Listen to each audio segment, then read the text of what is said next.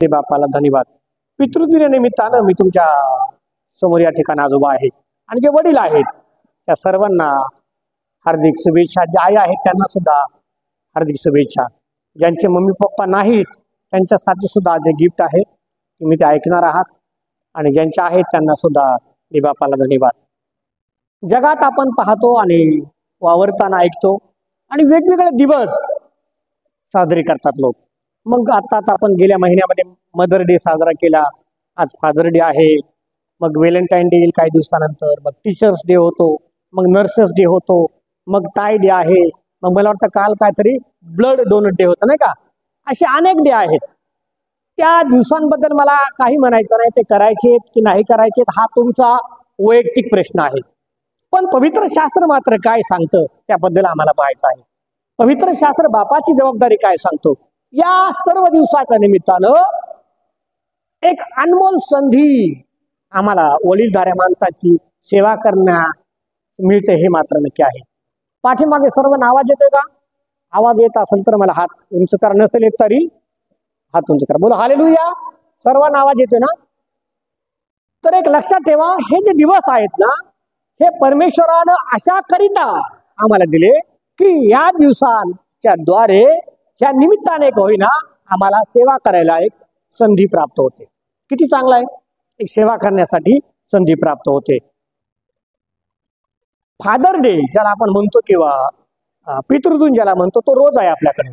आपल्याकडे काय एक दिवस बाप नाही, रोज आहे नाही का. आपला बाप आपली आई आपल्या जवळच आहे. आणि असं म्हटलंय बाप तो बाप आहे, तो काल बाप होता, आज बाप आहे आणि उद्याही बाप राहणार आहे. त्यात काय बदल होत नाही.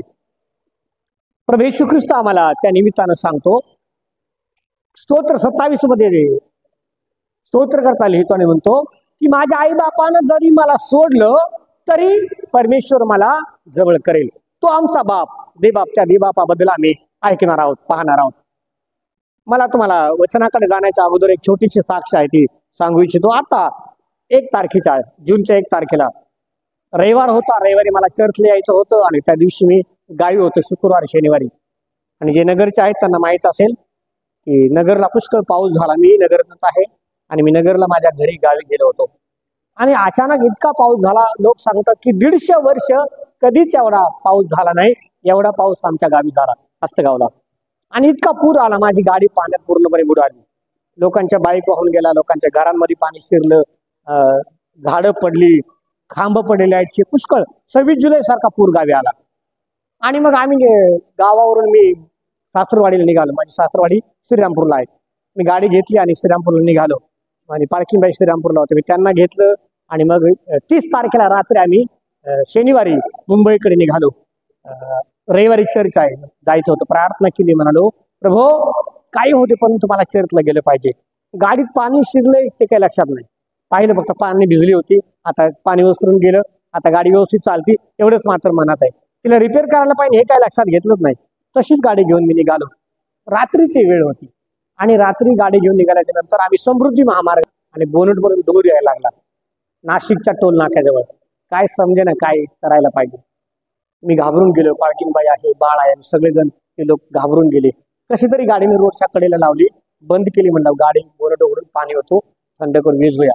गाडी सगळा धूर त्या गाडीतून बोनट वरती केला. तर रात्र झालेली आणि कोण मदत करेल माहित नाही, कोण सहाय्य करेल माहित नाही. त्या कठीण प्रसंगामध्ये 91 अध्याय माझ्या डोळ्यासमोर फिरू लागला की जो सर्व समर्थाच्या सावलीत राहतो आणि परमेश्वर माझ्या बरोबर आहे मला जाणू लागलं. आपण फादर डे साजरा करत आहोत ना, जसं बाप कठीण काळामध्ये लेकरांना म्हणतो घाबरू नका, मी आहे ना, तू कशाला घाबरतोस. पोहायला जर जायचं ना, लेकरू जर जात नसेल तर काय डॅडी आहे ना, तू जा, मी आहे. मला देव सांगत होता की तू घाबरू नको, तू रविवारी चर्चला जाशील. हालेलुया. म्हणलं प्रभू 10 वाजले आणि कसं काय जाणार. आता गाडीने पेट घेतलाय, गाडी जळाली आहे, परत स्टार्ट करून पाहिजे, स्टार्ट होईना. 1 तास तिथेच आम्ही थांबलो. कुठून मदत येईल माहित नाही, कोण त्या ठिकाणी कोणीच थांबत नव्हतं. 200च्या स्पीडने गाड्या जात होत्या. अंधारामध्ये आमची गाडी पण दिसत नसेल कोणाला. बॅटरीची लाईट फक्त चालू ठेवली होती. थोड्या वेळाने ती बॅटरीची पण डाऊन झाली, लाईट पण चालायला मागायला. काय करायचं काय समजेना, फक्त प्रार्थना करत होतो. आणि मग तितक्या कठीण प्रसंगामध्ये समोर उंच पाहिलं डोंगर होता, डोंगरावर एक ब्रिज जात होता, त्या ब्रिजवर टोल नाका होता आणि तो डोंगर असेल 2 किलोमीटर, पलीकडे आणखी किलोमीटर भर लांब ते हॉटेल होतं. त्या उंच ठिकाणं रात्रीची परमेश्वरानं कशी शक्ती पुरवली माहित नाही, त्या डोंगरावर चढत गेलो पाणी आणायला. पाणी चढताना चढलो फार जोमान उत्साहानं, पण खाली उतरायच्या वेळेला जीव थरथरू लागला. पाय ठेवलं तर घसरं नाही, घसरतोय, धरायला काय नाही. रातकिडा आहे की काजवी ज्याला म्हणतो ना आपण, ते चमकल्यावर लाईट पडतो, त्यानं लाईट दिला की हळूच असं पाय पुढे टाकायचं. खाली बसत बसत कसं तरी तो डोंगर उतरलं. पाणी आणलं, प्यायला पाणी दिलं, घरच्यांना पाणी दिलं, गाडीत पाणी ओतलं आणि म्हणलं स्टार्ट करू. परत स्टार्ट करून पाहिलं तर सगळं पाणी ओतलेलं खाली निघून जाते, गाडी काय स्टार्ट होईना. आणि मग प्रार्थना करत बसलो, म्हणलं देवा आता तूच पाठव मदत, कुठून कशी येणार आहे मला माहित नाही, पण तू मात्र आम्हाला घेऊन जाशील, आमचा विश्वास आहे. थोड्या वेळानं पोलिसांची गाडी आली. ते म्हणले की आम्ही 1 तास झाला तुम्हाला कॅमेऱ्यात बघतो, तुमची गाडी इथं थांब, तुम्ही गाडी का हलवत नाही. म्हणलं साहेब गाडी चालू शकत नाही, गाडी बंद पडली.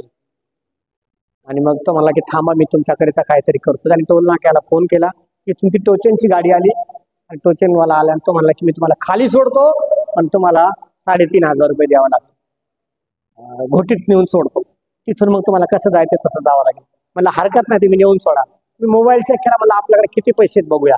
तेव्हा 11, 11:15 वाजले होते. पाहिलं तर 3,900 रुपये मोबाईलमध्ये होते, काही खिशात होते. म्हणलं हरकत नाही, 3,500 जरी घेतले तरी चालेल, पण आपण खाली तर माणसांपर्यंत तर जाऊया. आणि टोचन लावलं त्याने आणि खाली गाडी घेऊन आला. आणि खाली येताना 12, 12:30 वाजले असतील. आणि तो म्हणला की आता इथून कसं जायचं ते तुम्ही पाका, मी इथून पुढे येऊ शकत नाही. तो म्हणला गाडी इथे सोडा, दुसरी गाडी करा आणि जा. रात्रीची 12:30ला दुसरी कोणती गाडी थांबणार आहे? पाऊस इतका जोरानं पडत होता आणि सगळेजण घाबरून गेले होते, काय करावं समजत नव्हतं. त्याला म्हटलं तू एक काम कर ना, आणखी पैसे घे, टोचनने आम्हाला घरी चेंबूरवाडीवर सोड. तर मला फार पैसे होतील. म्हणलं पैसे तर माझ्याकडे एवढेच. मी परत फोन पाहिला, पालखीबाईला म्हणलं की आता 1 तारीख 12 वाजले, सुरू झाली, संडे होता, पगार येईल का नाही येईल माहित नव्हतं. फक्त प्रार्थना करतो देवा तू गरज पूर्ण करशील. विचार करत होतो मंडळीतील कोणाला फोन करावं का, सेक्रेटरींना फोन करावं का, नातलगाला फोन करावं का, भावाला म्हणावं का, कोणाला सांगावं. कोणाला सांगितलं नाही. प्रार्थना करत होतो, म्हणजे प्रभू सगळ्या गरजा तू गौरवानं पुरवून देशील, आमचा विश्वास आहे. तो म्हणाला मी 15,000 रुपये घेईल, घोटीपासून तुम्हाला न्यायचे, कारण पुष्कळ रस्ता खराब आहे आणि मला परत रिटर्न यावं लागेल, मी रिटर्नचे पैसे घेईल, मी तुम्हाला असं काही सोडणार नाही, नाही तर दुसरी गाडी बघा. म्हणलं रस्त्यावर गाडी कुठं सोडून देणार आपण, लेकरांना कुठं सोडणार, दुसरी गाडी जरी भेटली तर ती 4-5 हजार रुपये घेणार, काय करायचं. पालखीबाई म्हणलं जाऊ द्या, किती पण घेऊ द्या, चला कोणाकोणतरी दुसरे पासने करू. त्याला म्हणा चला. मी पालखीबाईंना म्हणलं की तुझा मोबाईल दाखव. तिला मी म्हणालो नाही कशाला काय पाहिजे. मोबाईल घेतला, फक्त चेक करून पाहिलं तर 12:01 लगेच मेसेज आला होता की तुमचा पगार असा आहे. बोलो हालेलुया. अर्ध्या तासापूर्वी पगार नव्हता, रविवार होता, रविवारी पगार शक्यतो टाकत नाही, पण 12 वाजता रात्री पाहिलं तर पगार आलेला आहे. त्याला म्हणलं बाबा मला नेऊन सोड. सकाळी 6ला त्यानं आणून सोडलं चेंबूरला. चेंबूरला आणून सोडल्याच्या नंतर घर ह्या दिशेला आहे का ह्या दिशेला आहे मला काय सुधरेल, दिशा फिरल्यासारखं झालं. ते म्हणतात तुम्ही चाललेत कुठं. माझं बाळ म्हणाले की पप्पा घर इकडे, तुम्ही कुठं चाललेत. एक दिवस पूर्णपणे प्रियजन मला शुद्ध नव्हती, मला समजण्यास काय करावं. रविवारी तसंच करत घेतलं मी. रविवारी साक्ष दिली, युट्यूबवर आहे ऑनलाईन. लोकांना म्हणालो की देव किती चांगला आहे. मला सांगायचा की संकट समयामध्ये आम्ही पूर्णपणे जेव्हा परमेश्वरावरती भरोसा ठेवून राहतो ना, तो देव आधीच गरजपर होतो. आणि मला आनंद वाटतो की मी तुमच्या बरोबर आज फादर डेच्या निमित्तानं त्या ठिकाणी आहे. परमेश्वरानं त्या संकटातून सुखरूपपणे आणलं. आज गाडी नीट झाली आणि त्या गाडीने आज तुमच्या बरोबर आहे. मला हे सांगायचं की निमित्त काही असो, मात्र देवाचं गौरव करण्यासाठी आम्ही सदैव तयार असलं पाहिजे. बोला हालेलुया. सदैव तयार असलं पाहिजे. त्या संकटातून परमेश्वरानं धीर दिला आणि तो देव बाप माझ्या बरोबर सदैव आहे हे त्यानं जाणून दिलं. मग आम्ही पाहतो, आम्ही फादर्स डे मध्ये आहोत. घर बांधतो, गावी घर बांधतो आणि घर बांधल्याच्या नंतर घरावर लोक नाव देतात मातृ पितृ छाया. वाचलं का तुम्ही. तुम्ही जाताना नगरच्या आहात तर तुम्ही पाहिलं असेल, जाता येताना पुण्याच्या रोडला किंवा नाशिकच्या रोडला मोठमोठे बंगले तुम्ही पाहता. आई वडील मुंबईमध्ये काम करतात, रिटायर झाले का गावी बंगला बांधतात आणि त्या बंगल्यावरती नाव काय देतात, मातृपितृ छाया किंवा कृपा, असे बरेचसे आई वडिलांच्या नावावरून नाव देतात. पण रिअल परिस्थिती काय असते, आई वडिलांना घरात जागा नसते, आई वडील घरात नाहीत. लग्न झाल्याच्या नंतर तरुण पिढीला असं वाटतं आई आणि वडील हे अडचणीचं ठिकाण आहे, आई आणि वडील अडखळण आहेत, आई आणि वडील त्रास आहे असं वाटतं. आणि आम्हाला पाहायला मिळतं की नाव मात्र घरावर आई वडिलांचं देतात, पण त्या आई वडिलांवरती प्रेम करणारी अगदी थोडी लोक आहेत. आणि म्हणून लग्न झाल्यानंतर बहुसंख्य लेकरांचं असं होतं, तुमच्याकडे आहे की नाही मला माहित नाही, परंतु कधी कधी होतं, मम्मी पप्पा जे आहेत ना ते सासू सासरे होतात. हो, ते मम्मी पप्पा आहेत, पण ते दोघांचेही झाले पाहिजे, दोघांचेही सासू सासरे, दोघांचेही मम्मी पप्पा झाले पाहिजे. पण असं होतं कधी कधी फक्त आई वडिलांना लेकर सोडून देतात आणि सासू सासऱ्यांना मम्मी पप्पा म्हणतात. मम्मी पप्पा त्यांना म्हणूनही मला असं म्हणायचं नाही आहे ते, पण ते दोघांचे झाले पाहिजे. सुनबाईने सुद्धा आपली सासू आपली आई आहे असं म्हटलं पाहिजे. तेव्हाच आपण आजच्या फादर डेच्या दिवशी आई वडिलांना शुभेच्छा देऊ शकतो किंवा हॅपी फादर्स डे म्हणू शकतो. वडिलांना आईला आपण आनंदी करू शकतो. आईची तीच भूमिका आहे जी बापाची आहे, बापाची तीच भूमिका आहे जी आईची आहे. आईला जेव्हा बाप होता येतं आणि बापाला आई होता येतं तेव्हा लेकरांना घडवता येतं. लेकरं घडवण्यासाठी अगोदर बाप व्हावं लागतं आणि बाप झाल्याच्या नंतर समजतं की लेकरांना घडवण्यासाठी किती कष्ट आहे. बापाचं हे प्रेम आहे की मी जे कष्ट घेतले, मी जे त्रास पाहिला, मी जी पीडा सहन केली ती माझ्या लेकरांनी पाहू नये. आणि म्हणून त्या बापाला नेहमी जग, घरातले लोक, आई वडील, सासू सासरे, मामा मामी, मम्मी पप्पा कोणी असू द्या, बापाला विलन करून टाकतात. ते का म्हणतात तसं करू नको बरं, डॅडी मारतील. त्याने कधीच मारलेलं नसतं. ते बिचारा कामाला, त्याला वेळ पण नाही, पण तरी त्याची त्या लेकरांच्या मनामध्ये काय होते, बी पेरणं सुरू होतं. तसं जाऊ नको बरं तिकडं, पप्पा मारतील. आणि त्याला असं वाटतं की पप्पा हा फक्त मारणारच आहे का तो, आणि मग तो लेकरू हळूहळू त्या डॅडीपासून दूर जाऊ लागतो.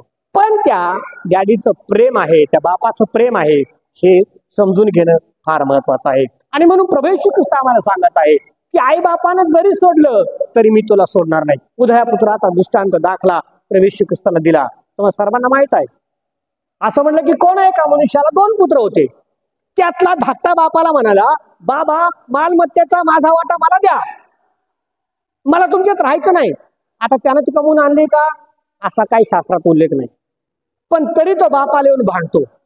पवित्र शास्त्र आम्हाला सांगतं की देवानं आम्हाला काय म्हटलंय की तुम्ही माझे कोण आहात, पुत्र, कोण आहात, कन्या, कोण आहात, वारस, कोण आहात, हकदार. जे देव पित्याचं आहे ते सगळं देव बाप आम्हाला देणार आहे.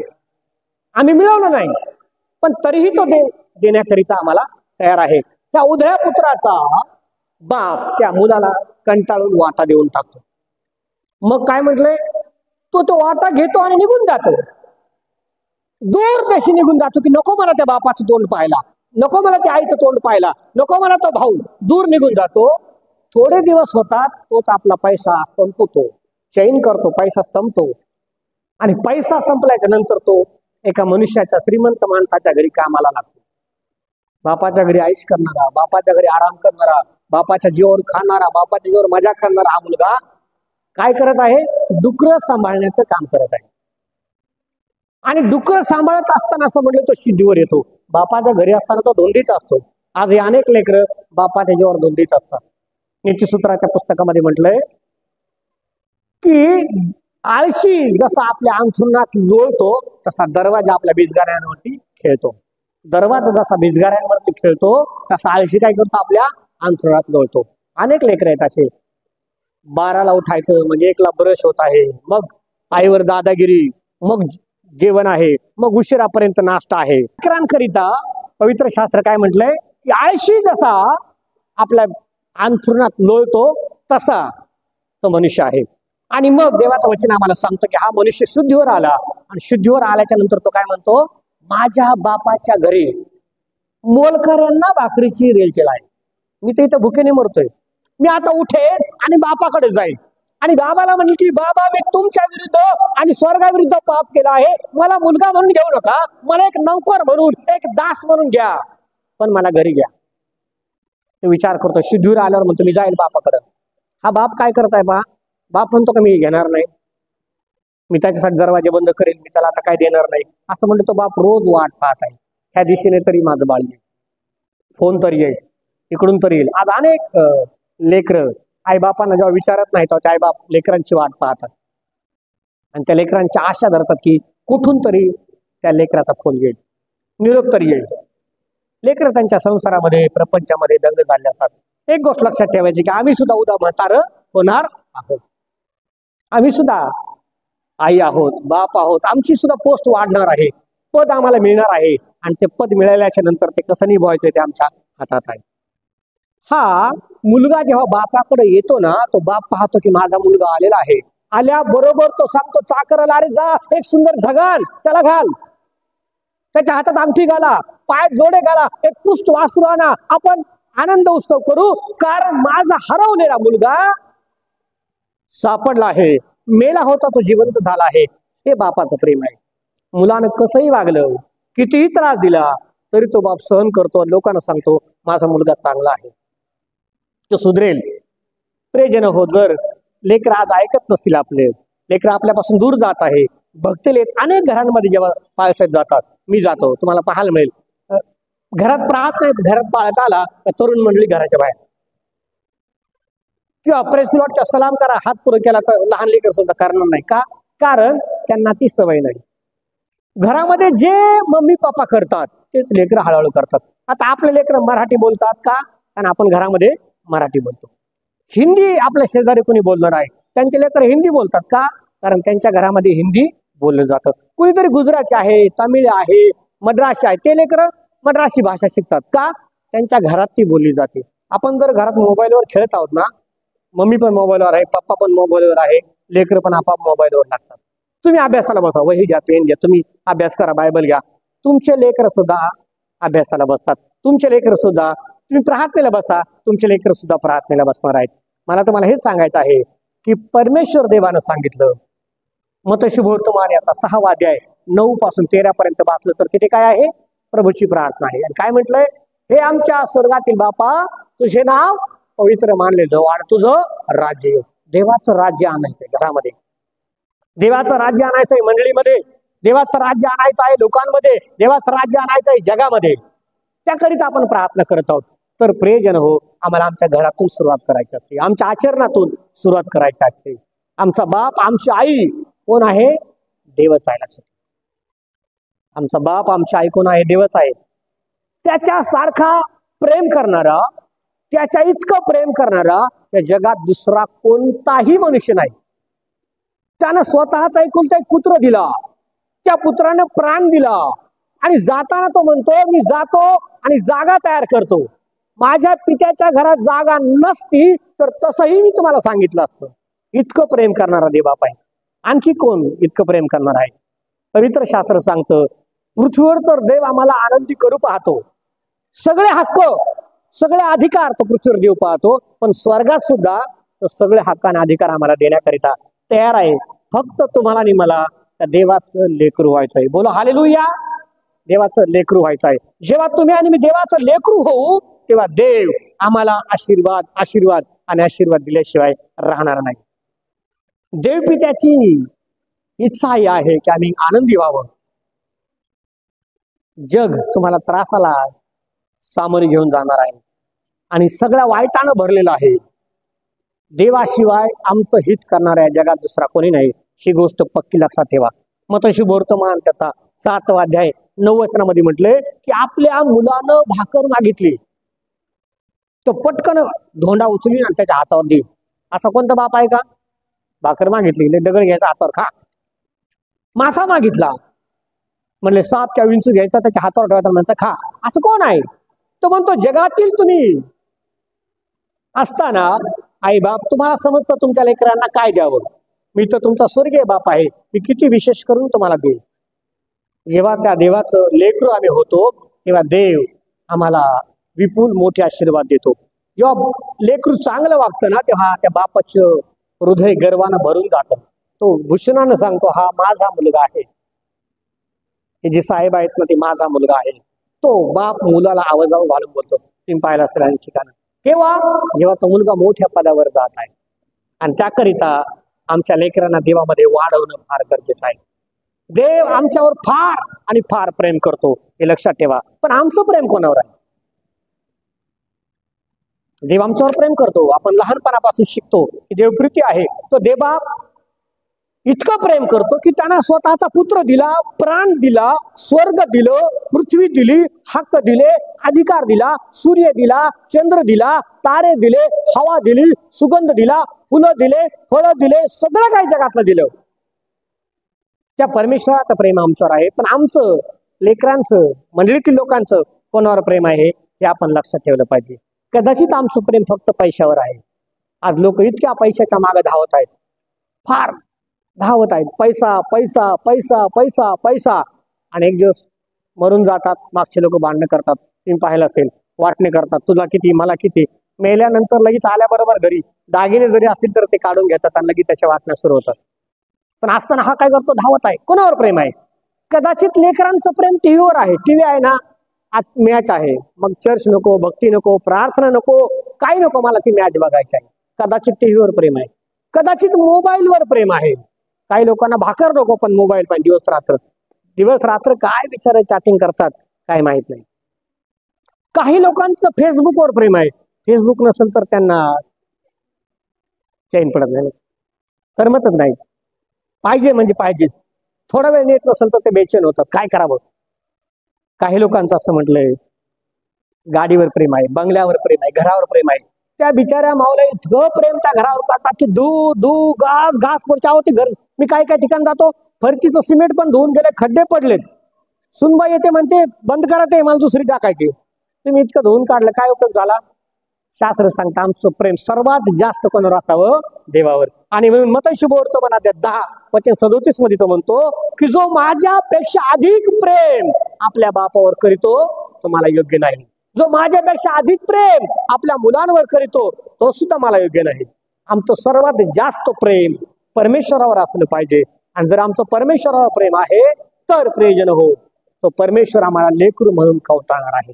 बापाचं स्वप्न हे असतं, तो त्या स्वतःचे स्वप्न गहाण ठेवून लेकरांचं भविष्य घडवत असतो. त्याला बाप म्हणलंय.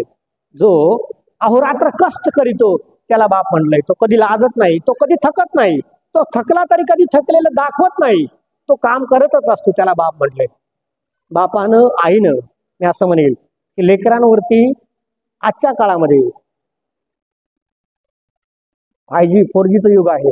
त्या आजच्या धावपळीच्या काळामध्ये लेकरांवरती आंधळा विश्वास ठेवू नये. लक्षात घ्या, सगळं काय त्यांच्या हवाली केले, सगळे प्रॉपर्टी त्यांच्या नावावर केली, कधीच नाही. तुम्ही जोपर्यंत आहात सगळे हक्क अधिकार तुमचे असले पाहिजे. तुम्ही घराचा पाया आहात, तुम्ही घराचा छत आहात, तुम्ही घरातील प्रमुख आहात, घरात तुम्ही मस्तक आहात, तुमच्या हाती असले पाहिजे. आईनं आपल्या मुलीवर आंधळा विश्वास ठेवायचा नाही. कधी कधी 2 शिम असतात घरात, फक्त एक शिम काय करतं, भुर, कोणाला कळत नाही, फक्त मेसेज तिला कळतं. तुम्ही बसलात ना तिथून तुमच्या जागेवर ते मेसेज करणार कोणाला, नंतर तुम्ही पाहता अहो भुर गेले ना ते. आणि मग आम्हाला बाहेर समाजात तोंड दाखवायला जागा राहत नाही. आपण म्हणतो की अरे देवाचे लेकरं होते, कसे काय ती निघून गेली? त्याला कारण असं आहे की आम्ही योग्य त्या समयाला त्यांना योग्य ते शिक्षण दिलं नाही. प्रभूच्या वचनामध्ये आम्हाला वाढवलं पाहिजे. देव शोध घेत आहे, देव हाका मारत आहे, देव कोण त्याचं काम करेल त्यासाठी शोधत आहे. पवित्र शास्त्र आपण वाचू, उत्पत्तीचं पुस्तक त्याचा 2रा अध्याय 8 वचनामध्ये देव बाप त्या ठिकाणं आदामाची काळजी घेतो. त्यानं मनुष्य बनवला, त्या माणसाची काळजी घेण्यासाठी सुंदर एदन बाग बनवली, त्याला झोप लागल्यावर त्याला सुंदर सहचारिणी बनवली. सगळ्या प्रकारचे फळं फुलं झाडं त्या बागेत आहेत. आणि प्रभू काय म्हणाला, सगळ्या झाडांचे फळं खा, पण या झाडाचं बाळा फळ खाऊ नको. आजही तुम्ही ते सांगता, बाबा सगळं काय कर, मोबाईल जास्त वापरू नको, डोळ्याला त्रास, झोपून घे. 11 वाजले 12 वाजले, पोरं ऐकतात का? नाही. त्याला वाटतं मी अंगावर घेतलंय, लाईट बंद, कोणाला दिसते पण लाईटीतून प्रकाश दिसतोय, हे त्याला काय माहिती. मग फटका पडला का मग उदार फटका कस काय पडला? अरे बाबा झोप, आता 12 वाजले तरी मोबाईल चालूच आहे. सकाळी असं म्हणले उठायला, सकाळीच 11-12च्या पुढे होते लेकरांच्या आजकाल. सकाळी किती वाजता आहे? 5 वाजता, 4 वाजता. सगळं उलटे क्रम आपण केले. असं म्हणले सकाळी पहाटे लवकर उठावं, संध्याकाळी सूर्यास्त होईल तेव्हा जेवावं आणि लवकर झोपावं. उलट करून टाकतो आपण. रात्री जेवतो, सकाळी ऊन पडेपर्यंत झोपतो आणि मग म्हणतो हा त्रास आहे, पास आहे, प्रयत्न करा, तो त्रास होतोय, प्रयत्न करा. अहो 12 वर्षाचा आहे, त्याला बीपी झाला, हो शुगर आहे. कशाला पाहिजे 12 वर्षाच्या मुलाला? असं म्हणले 40 वर्षाचा झाला तरी काही झालं नाही पाहिजे. आमचा जीवनक्रम आमच्या हातात आहे. सूर्य तोच आहे, चंद्र तोच आहे, दिवस तोच आहे, रात्र तीच आहे, उपासना तीच आहे, चर्च तेच आहे, देव तेच आहे. बदल मात्र आम्ही आमच्या जीवनात केलाय. आम्ही प्रार्थनेपासून दूर आहोत, आम्ही देवापासून दूर आहोत. या ठिकाणात देवबाप आदामासाठी सगळं काय सुंदर बनवतो, सुंदर एदेन बाग बनवतो. स्वर्गासारखी म्हटलंय, जसा स्वर्ग आहे तसा अशी सुंदर एदेन बाग बनवली असताना त्याला सांगण्यात येतं सगळ्या झाडांचे फळं खा, पण ह्या झाडाचं फळ मात्र खाऊ नको. रोज वेगवेगळे फळ आहेत, एकच भाजी रोज खायला असते आपल्याला. रोज पालक भाजी, सकाळी पालक पनीर, दुपारी पुन्हा पालक मटर, संध्याकाळी पुन्हा सुकी पालक. खाल का? आपण म्हणणार बंद करा, आता नको. इथे त्याला रोज व्हरायटी होत्या खायला. आज केळं खाल्लेलं आहे, मग द्राक्षे खाल्ले, मग पेरू खाल्ले, मग अंजीर खाल्ले, मग काय नारळ पाणी प्याला. भरपूर फळ आहेत, आपल्याला नाव पण माहित नाही.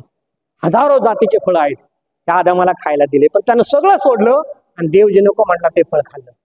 फळ खाल्लं आणि खाल्लं तर खाल्लं, अंजिराचे पानं आणली आणि स्वतःची नग्नता लपवली आणि झाडाखाली लपून बसला. देवबाप त्याला हाक मारतोय, आदामा अरे कोठे आहेस तू? ये, अरे कोठे आहेस तू? तो देवाचा आवाज ऐकून लपतोय, देवाच्या समोर येत नाही. जेव्हा पाप मनुष्य करतो ना तेव्हा तो देवापासून लपू लागतो. घरात पण लेकरं जेव्हा चुका करतात ना तेव्हा 11च्या नंतर 12च्या नंतर घरी येऊ लागतात. बापाची नजर पडू नये म्हणून गपचूप येऊ लागतात आणि मग हळूहळू व्यसन आधीन होतात. आज्ञाभंग असं म्हणले त्याने केली आणि देवापासून तो दूर गेला आणि देवाच्या आज्ञा मोडल्याच्या नंतर त्याला देवापासून पळावं लागलं. पाप हे देवापासून माणसाला दूर घेऊन जातं. आदाम पाप केल्याच्या नंतर लपला तरी देवबाप त्याला हाक मारतोय. मग काय करायचंय त्यांना? आवाज दिला, पप्पाने आवाज दिला, मग पोराने काय करायचं? अंगावर घेऊन झोपायचं. काय करायचंय? म्हणलं बाळा उठ, सकाळी उद्या शाळा आहे. ऐकू येत नाही. ट्युशन आहे, ऐकू येत नाही. काहीतरी शिक, ऐकू येत नाही. आदामाला देव आवाज देतो, रे आदामा तू कुठे आहेस? आदाम आवाज नाही ऐकत, लपून बसलाय.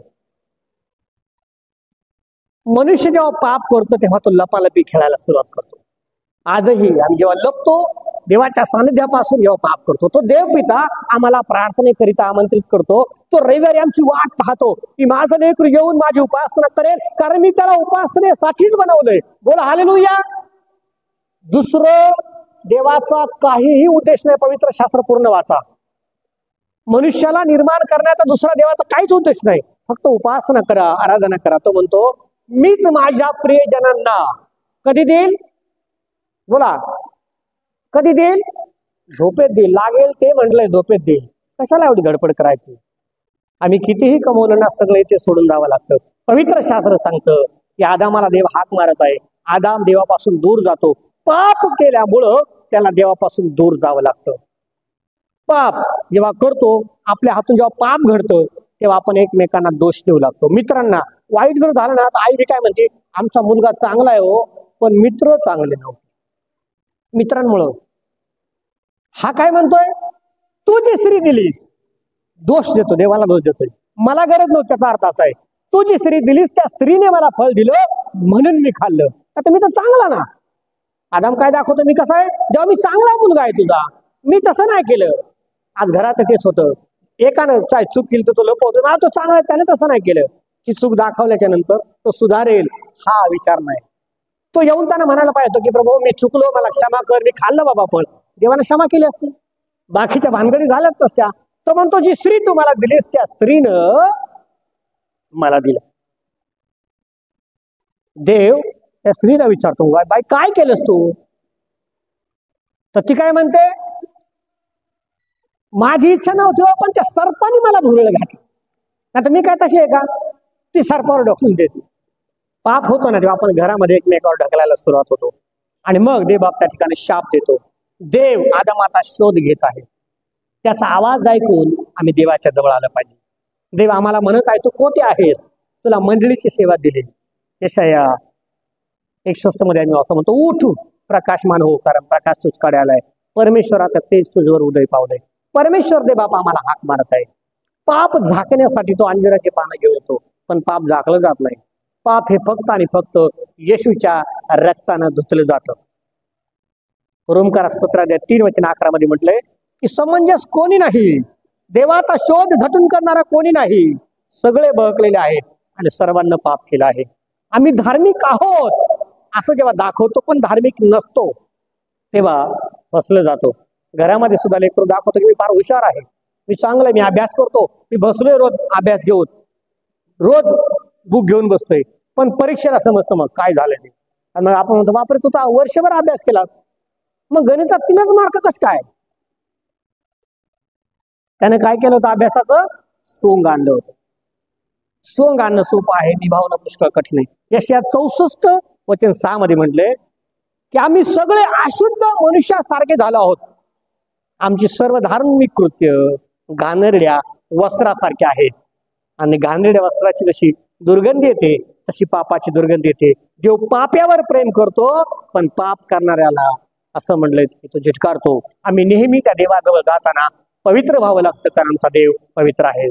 आईनं वडिलांनं मुलांकडे पाहताना त्यांना प्रेमाने जवळ घेतलं पाहिजे. ते चुकलेत ना लगेच काठीतून बापानं बदलायचं नाही. असं म्हणजे जनावराला जरी बदललं ना काठी घेऊन ते पळून जातं, पुन्हा येणार नाही. चुकला नाही एकदा मुलगा हरकत नाही, त्याला जवळ घ्या प्रेमानं, त्याचा मित्र व्हा, त्याच्या गळ्यात हात घाला, त्याला म्हणा बाळा काय झालं, कुठे प्रॉब्लेम आहे तुला, काय तुला समजत नाही, गणित समजत नाही का, काय होतंय, तुला अभ्यास आवडत नाही का, तुला काय होतंय. आणि हळूहळू आवड निर्माण होते जेव्हा आम्ही त्याला समजून घेण्याचा प्रयत्न करतो. देव आम्हाला शोधत आहे, आम्हाला हाक मारत आहे. देव आमच्या जवळ येतो, आमच्यावर प्रेम करतो, आणि ते प्रेम त्याचं इतकं मोठं आहे की तो त्याचं प्रमाण पटवून देतो, वधस्तंभावरती त्याचा प्राण देतो. इतकं प्रेम त्या देवबापाने केलं आहे. तो देवबाप आमचा बाप आहे. बाप होणं इतकं सोपं नाही. फक्त मुलांना जन्म दिला म्हणजे बाप होतो असं नाही. त्या मुलांचं संगोपन करणं, त्या मुलांची जबाबदारी घेणं, त्या मुलांसाठी मुलं होणं. आणि म्हातारपण तर असं म्हटलंय, म्हातारपण जणू काय बालपण आहे. आणि मग एकदा असं सभा भरलेली असती, रोज त्या राजवाड्यामध्ये बिरबल उशीर येतो. राजा वैतागतो, अहो रोजच्या कार्यक्रमाला उशीर होत आहे, रोजचा कार्यक्रम लेट सुरू झालाय, रोजच या बिरबलाला उशीर होतो. एक दिवस त्याला म्हणतो थांबा, तुम्हाला उशीर का होतं ते सांगा, त्यानंतर तुम्ही हात या. तो म्हणतो महाराज क्षमा असावी, परंतु माझं बाळ मला फार त्रास देतं, मला येऊ देत नाही, मला फार उशीर करतो. राजा म्हणतो इतकीशी गोष्ट एक लहान लेकरू तर सांभाळू शकत नाही, इतका मोठा कारभार कसं सांभाळशील. तो म्हणतो अहो लय कठीण आहे लेकरांना सांभाळलं. मग राजा त्याला काय म्हणतो, एक काम करू, मी सांभाळून दाखवतो. तो म्हणतो ठीक आहे हरकत नाही, मग आज मी तुमचं बाळ होतो, तुम्ही माझे पप्पा व्हा. तर बिरबलमध्ये आणि राजामध्ये सुरू होते. आणि तो म्हणतो की फक्त मला 1 घंटा सांभाळा. 1 घंट्याने 5 वाजता जर काही त्यांना जायचं असतं. दोघं जण जातात बाजारात, आणि हा बिरबल 4:45 पर्यंत राजाला काही त्रास देतो, एकदम आनंदी राहतो. फुगा घ्या तो फुगा देतो, मिठाई घ्या मिठाई देतो, आईस्क्रीम घ्या आईस्क्रीम, सगळं काही व्यवस्थित चाललंय. 5ला 5 कमी असतात, आता मंदिरात जायचंय, आता त्याला दरबारात जायचंय. तेव्हा बिरबल त्याला म्हणतो पप्पा, राजा त्याचा बाप झालाय बरं का, आणि बिरबल मुलगा झालाय. म्हणतो पप्पा मला काय द्या, ऊस घेऊन द्या. आणि हा त्याला ऊस घेऊन देतो. तो म्हणतो झाला समाधान, आता चला. तो म्हणतो नाही नाही, आता ऊस दिला घेऊन, आता तो मोडून द्या, मग आज जाऊ. तो ऊस राजा मोडतो, म्हणतो घे ऊस मोडून, झालं बाळा आता. तो म्हणतो आता जोडून द्या. बोला हालेलुया, ऊस काय करा आता जोडून द्या. तो रडू लागतो, मोठमोठ्याने तोंड जोडू लागतो, रडू, मला ऊस जोडूनच पाहिजे, मला ऊस जोडूनच पाहिजे. आणि 5 वाजून जातात, त्या दरबाराचा समय होतो. आणि मग 5 मिनिटांनी तो म्हणतो झाला ना उशीर. लेकरांचा असं असतं, लेकरांना सांभाळण्यासाठी, समजून घेण्यासाठी त्या बापाला लेकरू व्हावं लागतं, तेव्हा त्या लेकराचं मन समजतं. आणि मग आम्हाला पाहायला मिळतं त्या देवपितानं त्याकरिता तो लेकरू झाला. मग आम्ही पाहतो त्या मरीच्या उदरीताने जन्म घेतला, त्या भूतरावर आला, आणि त्या देवबापानं आमच्यासाठी ते सगळं काही सहन केलं. त्या भावना त्याला झाल्या, ते दुःख त्याला झाले, ते त्रास त्याला झाले, त्यानं सगळं काही सहन केलं, कारण तो देवबाप आहे. त्या देवासारखं, त्या प्रभूसारखं, त्या ख्रिस्तासारखं आमच्यावर प्रेम करणारा या जगात दुसरा कोणी बाप नाही. लक्षात घ्या, कोणी नाही. तोच एक देव बाप आहे की तो आमच्यावरती इतकं प्रेम करतो, सागरापेक्षा सांगतो. किती प्रेम आहे त्या परमेश्वराचं? सागरापेक्षा. तुम्ही मगाशी गायला नाही का, तू प्यार का सागर, सागर है तुझे का, तेरे प्यार के सागर में हम तैरना चाहते. इतकं मोठं अगाध प्रेम त्या परमेश्वरात आमच्यावर आहे. आणि ते प्रेम समजून घेण्यासाठी त्या परमेश्वराने तुम्हाला आणि मला आवाज दिला, या सेवेची अनमोल संधी दिली, त्याच्या उपासना मंदिरात येण्याची संधी दिली, आमच्या अपराधांची क्षमा केली, आमच्या पापांची क्षमा केली. आणि पापांच्या अपराधांची क्षमा केल्याच्या नंतर तो आम्हाला म्हणत आहे, तुम्ही माझे वाटेकरी आहात, राजकीय याजक गण आहात, तुम्ही स्वर्गाचे वारस आणि हकदार आहात. गावी जमीन आहे, घर आहे किंवा काय प्रॉपर्टी आहे, आम्ही घेतली नाही. घेतली का? नाही. आम्ही कमवली नाही. पण आम्ही काय म्हणतो, आमचा वाटा आहे त्याच्यात, आमची आहे. अरे कुठून आली तुमची? तुम्ही घेतलीत का? नाही. कशानं? वारस हक्कानं म्हणतो. तसं देव आम्हाला स्वर्गाचं नागरिकत्व देत आहे, स्वर्गाचा वारस आणि हकदार करत आहे. केव्हा? जेव्हा आम्ही त्या देव पित्याचं लेकरू होतो, जेव्हा ते देव बाप आमचा बाप होतो. आणि म्हणून त्या उधळ्या पुत्राकडे पाहत असताना आम्ही पाहतो, त्या बापानं पाहिलं माझा पुत्र धावत येत आहे. आल्याबरोबर त्याला आलिंगन दिलं. त्याने पाहिलं नाही की तो आता घाणेरडा झालेला आहे, त्याने आंघोळ केली नाही, त्याचे वस्त्र खराब आहे, त्याचा जगा चांगला नाही, त्याने काही नाही पाहिलं, आलिंगन दिलं. तो देवबाप कसं पाहतो? आमचं कुठलंही पाप पाहत नाही. येशू ख्रिस्तामध्ये तो आम्हाला आलिंगन देतो आणि आमच्या पापांची क्षमा करतो. तो आमचा बाप आहे. त्या बापावरती आम्ही प्रेम करावं याकरिता त्या परमेश्वराने तुम्हाला आणि मला पाचारण करून ख्रिस्ती हे नाव दिलं. लोकांना सांगताना आपण सांगतो की मी कोण आहे? ख्रिस्ती आहे. तो प्रभू मला समजला आहे. आणि म्हणून त्या प्रभूमध्ये प्रत्येक दिवशी आम्ही आमच्या लेकरांना घडवलं पाहिजे. तेव्हा भावी मंडळी घडणार आहे, तेव्हा मंडळीचे पुढारी घडणार आहेत, तेव्हा स्वार्थ सांगितली जाणार आहे, तेव्हा त्या देवाचं काम होणार आहे. प्रभूचं काम करण्यासाठी आम्हाला आमच्या लेकरांना देव काय आहे ते शिकवणं फार गरजेचं आहे, फार महत्वाचं आहे. आणि म्हणून नगरला माझे वडील असतात आणि ते नेहमी गातात एक भजन. मला ते फादर डेच्या निमित्तानं सकाळी मी गायलं.